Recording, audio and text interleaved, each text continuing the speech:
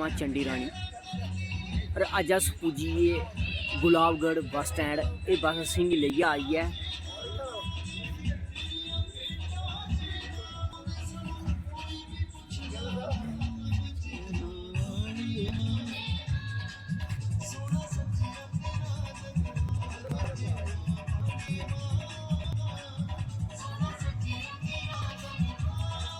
हूँ इत्थों साड़ी यात्रा जी है शुरू होनी है।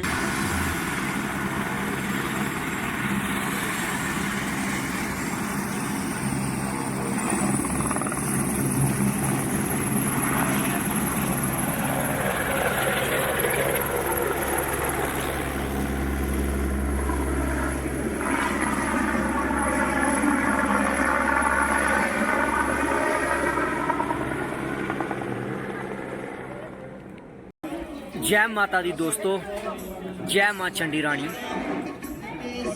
इत्थे असें माता रानी की कृपा कन्नै असें लंगर खादा है और इन्ना प्यार इन्ना हिरख कि पुछोगे मत। ये देसी चाह लंगर च मती गै शैल।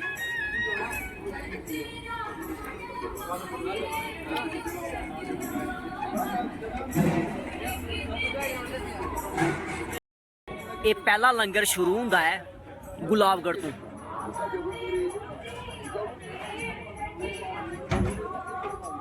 जय माता दी, माता रानी ने दरबार दियां मौजां।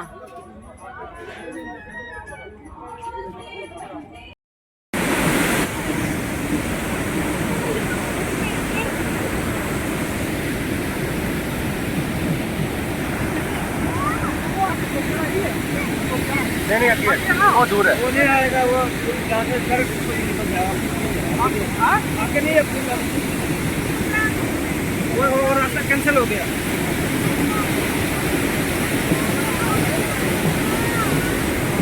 क्या खूब नज़ारा है।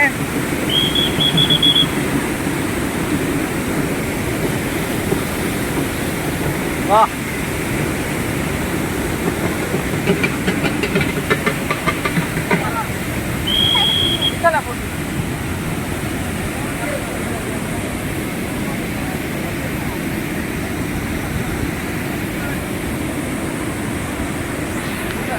देखो साढ़े भरा और क्या बात है। ये क्या बना दो? चाउमीन। अच्छा जी, कोदे आस्ते? अपने आस्ते? चलो, केड़ी जगह आए हो? उत्थे आए दे तुस? मचेल। ए दिक्खो जी, मचेल आए दे साढ़े भरा और ते कन्नै कन्नै चाउमीन बना दे आपूं है। ये साढ़े भरा और ये तुसें कदें पहले दिक्खा अपनी अखियें हैं? नहीं दिक्खा? ये पहले बारी दिखा दो। कनेहा लग्गेआ तुसेंगी? शैल लग्गेआ? ये मेरा दोस्त आया, माता रानी ने बुलाया ते आई गया। ये देखो जी किन्ना शैल, बड़ा गै प्यारा झरना। ये देखो जी, ये देखो जी तुस लोका आरा लकड़ी का बनना पुल।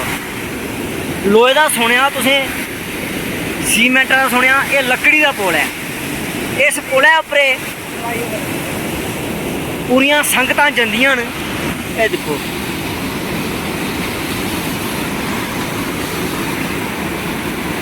ये दिक्खो जी किन्ना शैल।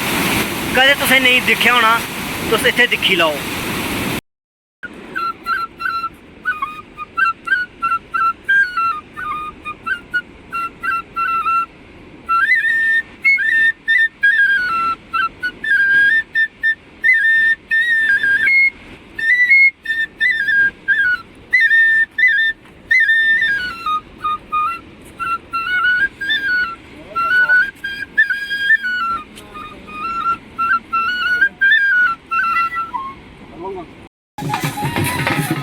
ये छड़ी जंदी हुई माता रानी का दरबार।